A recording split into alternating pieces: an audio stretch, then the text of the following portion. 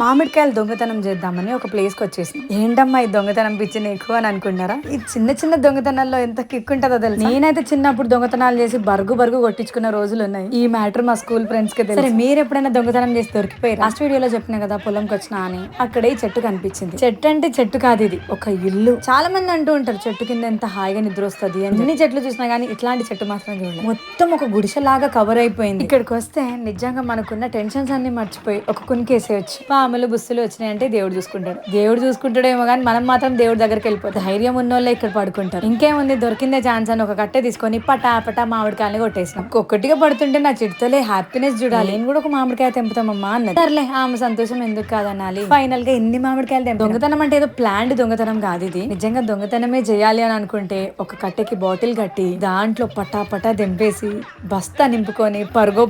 ఈ మామిడికాయలతో ఏం చేసినా అనేది నెక్స్ట్ వీడియోలో చూద్దాం.